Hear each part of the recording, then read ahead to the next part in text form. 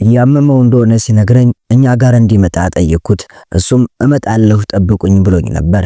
ነገር ግን የሚወደውን ሙያ ትቶ መምጣት ከበደው ስትል የነጻነት ወርቅነህ ባለቤትና የልጆቹ እናት ንጹህ ዘር በላይ በእንባ ታጅባ ትናገራለች። ሚስቱና ልጆቹ በሀገር አሜሪካ እንደሚኖሩም የሚታወቅ ነው። ታዲያ በዛሬው ዕለት ስርዓተ ቀብሩ ላይ ለመገኘት አዲስ አበባ ገብተዋል። ነገሩን አምኖ ለመቀበልም ተቸግረዋል። ጥቂት ደቂቃዎች አብራችሁን ስትቆዩ ሚስትና ልጆቹ ያሉበት ሁኔታ ነግረናችሁ ስለ ነጻነት ወርቅነህ ያልተነገሩ ታሪኮችንም እንቃኛለን። ታዲያ እናንተም ለአርቲስት ነጻነት ወርቅነህ ቤተሰቦች መጽናናቱን እየተመኛችሁ አብራችሁን ተጓዙ።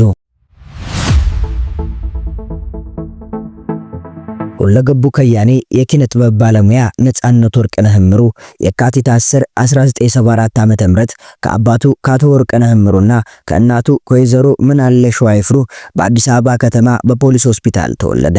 ለቤተሰቡ አራተኛ ልጅ ሲሆን 3 ወንድሞችና አንድ እህት በነበረው ቤተሰብ ውስጥ በኦራይል ሰፈር እንዳደገም ይነገራል። የመጀመሪያ ደረጃ ትምህርቱን በአስፋው ወሰን የመጀመሪያ ደረጃ ትምህርት ቤት የተማረ ሲሆን እስከ 7ኛ ክፍል ባለው የልጅነትና የትምህርት ቤት ቆይታው ለኪነ ጥበብ የተለየ ፍቅር አልነበረውም።